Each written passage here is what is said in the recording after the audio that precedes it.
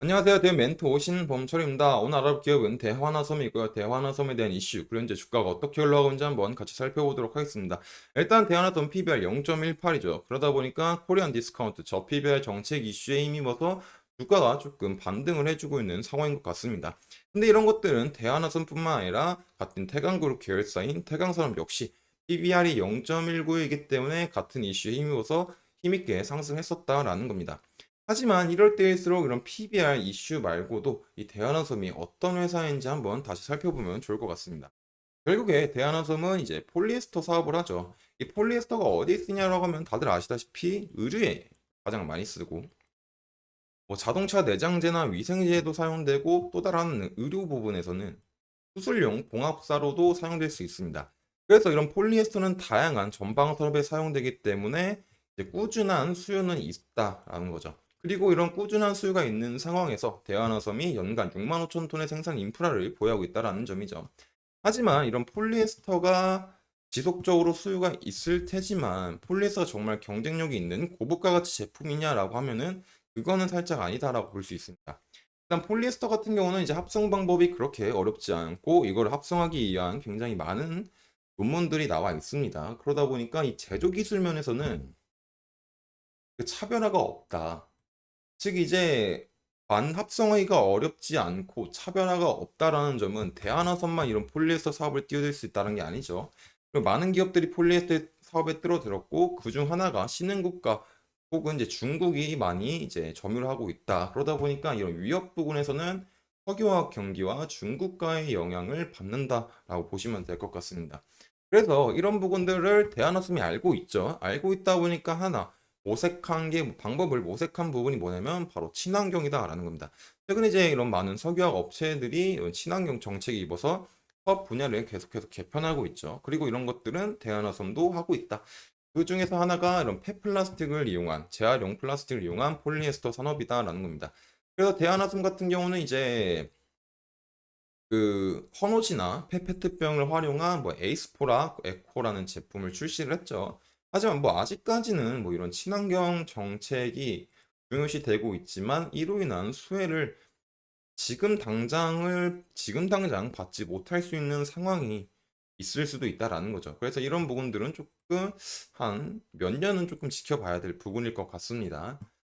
그래서 지금 당장 이런 폴리에스터의 사업이 잘 되려면 그래도 이제 석유화학 사업이 풀려야 되겠죠. 근데 석유화학 사업이 풀리려면 미우나 고우나 결국에 중국에 대한 상황을 볼 수밖에 없다라는 겁니다. 그래서 현재 이런 중국의 상황을 간단하게만 살펴보자면 중국 같은 경우는 지속적으로 주가가 경기가 좋지 않으면서 증시가 많이 빠진 상황입니다.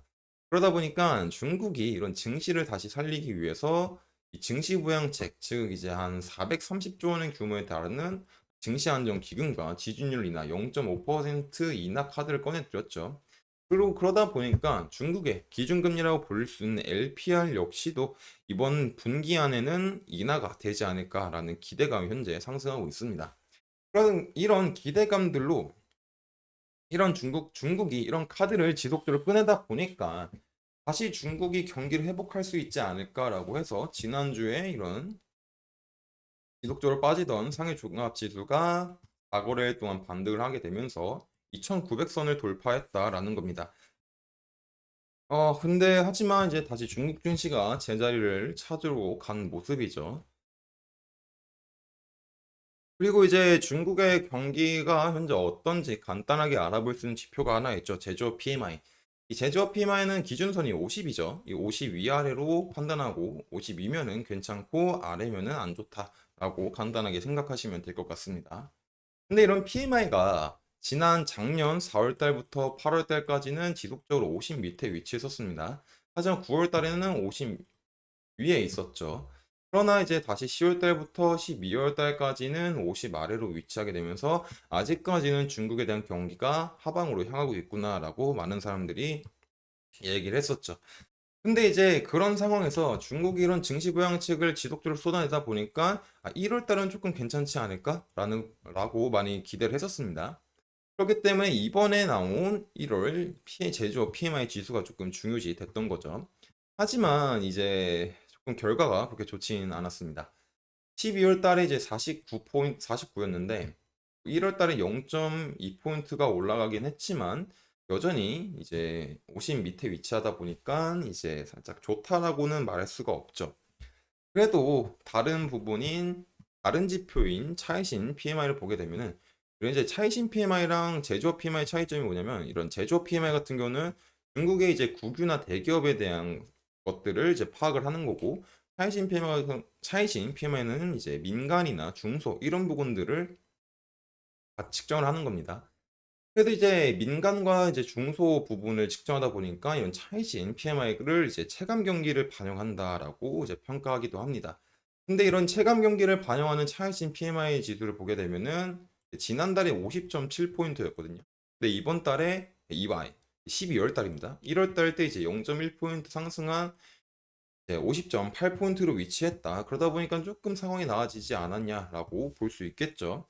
근데 이제 결국에 종합을 해보면 상해 종합지수는 이런 부양측에도 하방을 하고 있고 제조 PMI도 하방을 하고 있고 사신 PMI는 소폭 반등을 하긴 했지만 아직까지는 중국 경기가 크게 좋아졌다라고는 말할 수가 없는 상황으로 볼 수 있을 것 같습니다.